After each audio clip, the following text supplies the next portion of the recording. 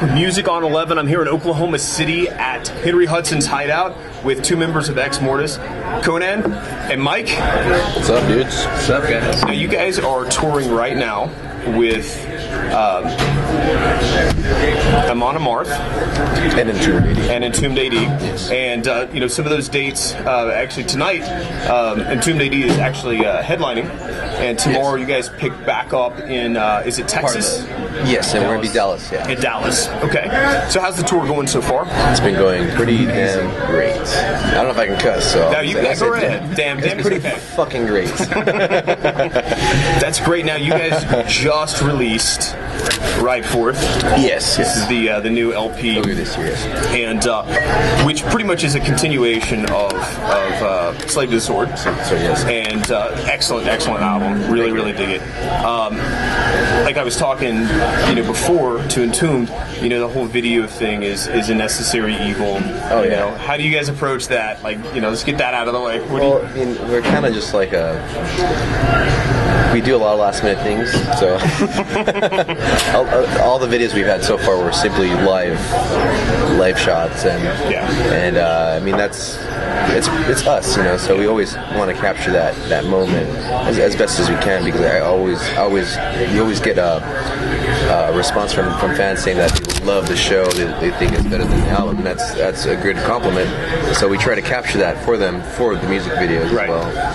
So we've just done that, really, pretty much, to capture live shots, or even record ourselves jamming, just getting into it, doing our live show, pretty much. Now, going back through your catalog, the album before Slave to the Sword, remind me, the name of it was... Oh, right before Slave was Beyond the Fall of Time. Right. And before that, the first one was Nature's Flame. I noticed a bit of a style change there. Mm-hmm. And what contributed to that? I think just proper recording. Well, no, it definitely has to do with lineup changes. Mm-hmm. Definitely, the core, me and the drummer, we're cousins, Mario, and we grew up together. We always jammed all sorts of music, and the thing is, we had different members throughout our existence. So we've had different high school friends come in and out of the band, and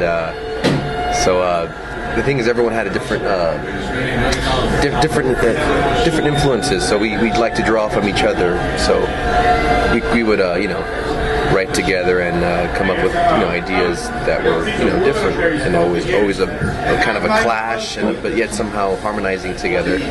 So we would come up with whatever was most inspiring at the time.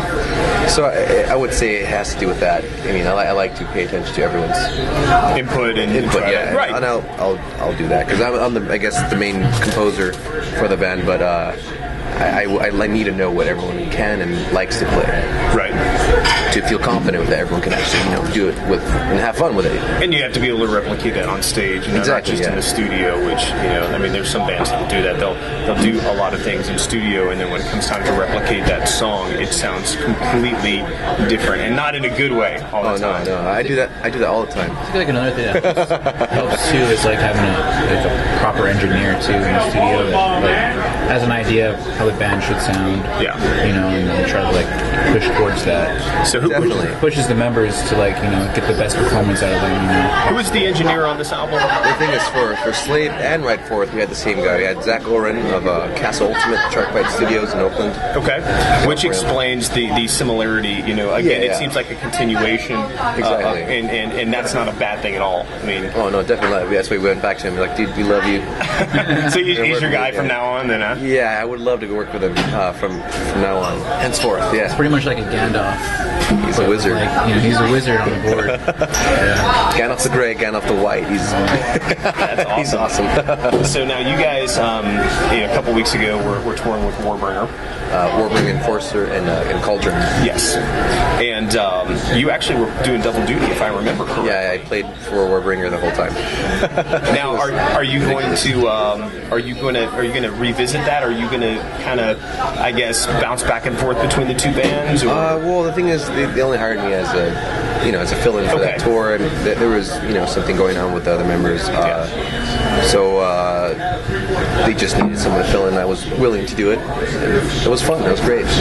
Yeah, they're a great bunch of guys. I got to meet them a couple years ago. So oh yeah. It sounds like you guys probably had a good time. Oh, that was a really good tour. Keevil, yeah. Evil Keevil.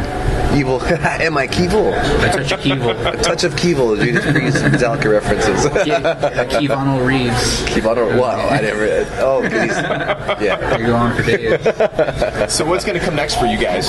Well, we're just trying to book the rest of the year, just touring. I mean, we love to travel. We love to tour. So we have a tour coming up in July. I'm not sure if I could say who we're touring with. So. Not what yet, does it rhyme but with? I can't say that. It's too easy. That one's too easy. It rhymes with bore, which is tour. Okay. That's all you need to know. Bore. But it's not boring. That isn't boring. More like a pig, right? Yeah. We're pigs. We're eating Boar right in front of you. Flinger. Very, very rude of us. The band's Sorry. called Boarflinger. Boarflinger. Oh, man. Got like a pig launcher on stage. That's all. they That's did what happens. something like that. Yeah. Bacon hanging from the ceiling. So when you guys have been around for a little bit now. When you guys first started touring, extensively, was life on the road what you thought it was going to be? I know I grew up watching '80s videos and seeing like Motley Crue and Bon Jovi, and these incredible amounts of money and silicone-breasted women everywhere. Is that what you expected? No, not at all. I started.